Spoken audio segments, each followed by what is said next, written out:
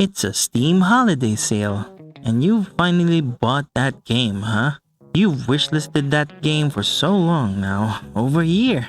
And congratulations, you are now a proud owner of Goat Simulator. You lean back in your chair thinking, that's mine now, huh? But is it? That's the question I want us to talk about today. When you buy a game on Steam, do you actually own it? Or are you just renting it under terms that you probably didn't even read? Be honest, when was the last time you actually read Steam's subscriber agreement? Yeah, I hear ya. Me neither. So let's talk about it, because the answer just might affect you, a gamer. And spoiler alert, it's not as simple as we'd like it to be. Let's start with the obvious. Steam makes it feel like ownership. You've got your shiny library. You can scroll through it, organize it, maybe even stare at all the games you've never played. Yeah, that backlog guilt is real, huh? But here's the catch.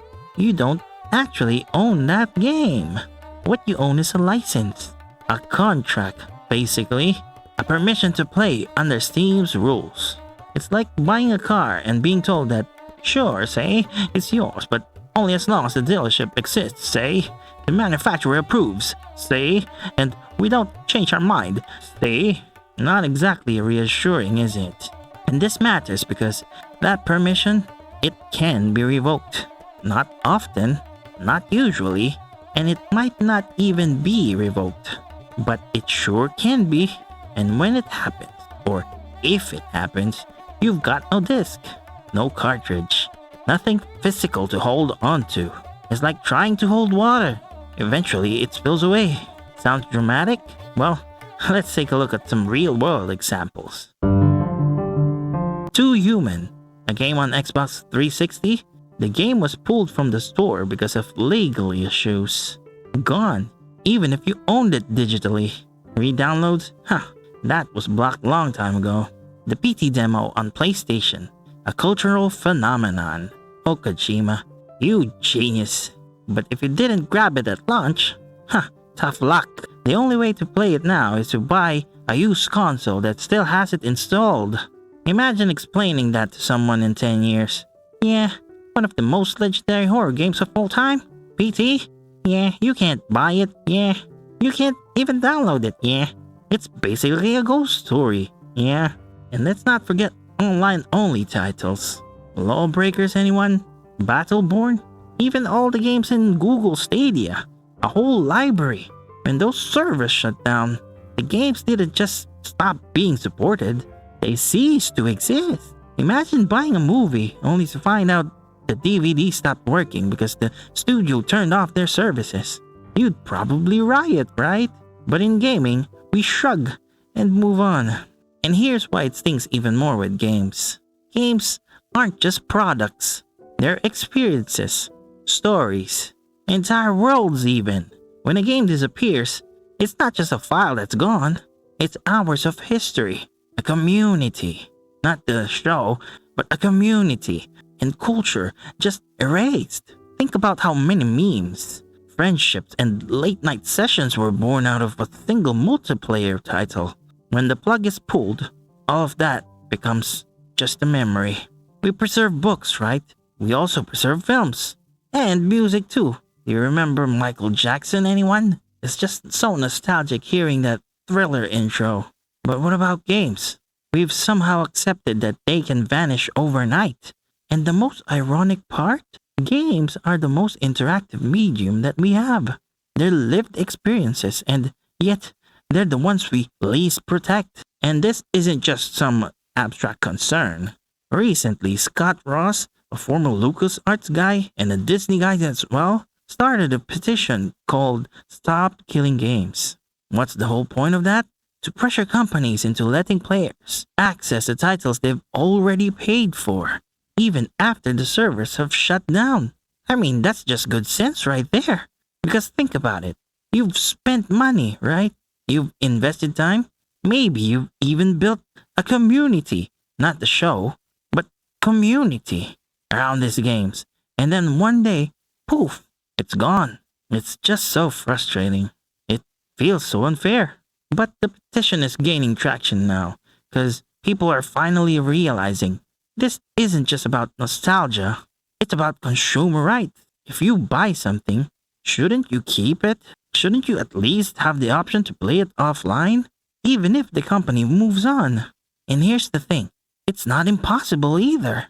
It just takes willingness. Fans have proven this time and again with private servers, mods, and preservation projects. The demand is there. The only question is, will the industry listen? And not every storefront plays by the same rules. Steam is the giant, sure, the ecosystem where most of us live. But then you've got places like GOG. Oh boy, DRM free? Check. Downloadable? Check. Yours to keep as long as you have the files in your computer? A big check. Even if GOG disappeared tomorrow, you'd still have the files. Now, I'm not saying everyone should ditch Steam and run to GOG. Steam has its strength, sure. Community features, cloud saves, mods, just pure convenience. But the contrast shows us something important. It doesn't have to be this way. Ownership and digital distribution aren't enemies. They can work together. So why don't more platforms take that route? Why are we stuck with licenses and fine print instead of a real ownership? Is it greed? Is it control? Or is it just because we gamers keep accepting it? And maybe you're sitting there thinking, well, I've got 300 games in my library, and I'll never play them all anyway, so who cares? And that's a fair point, random classy guy. Honestly, some of us treat Steam like a very expensive to-do list that will never actually finish. But the bigger picture is this. Ownership should matter. Not just for you today, but for everyone tomorrow. If games keep disappearing, future generations won't get to experience them.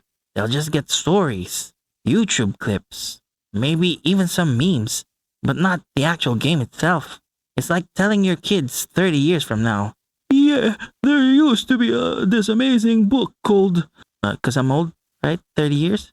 Called The Lord of the Rings. But sorry, the publisher shut it down.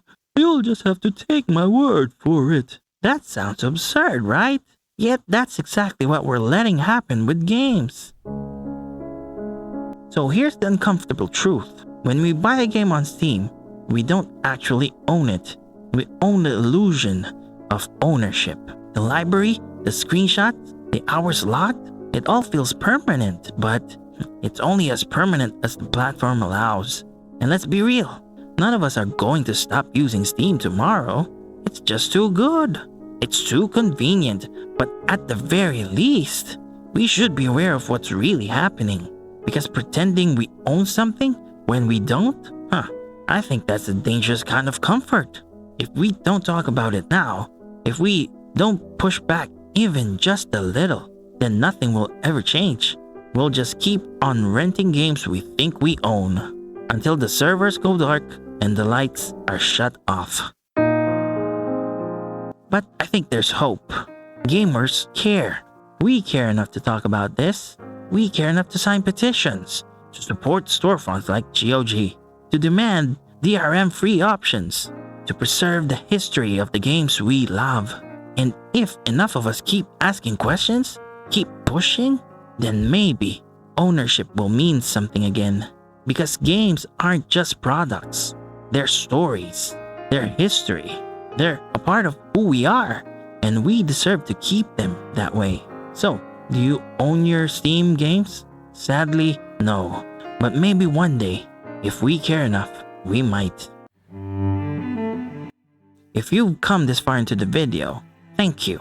Hit like, subscribe, and let's talk about it in the comments.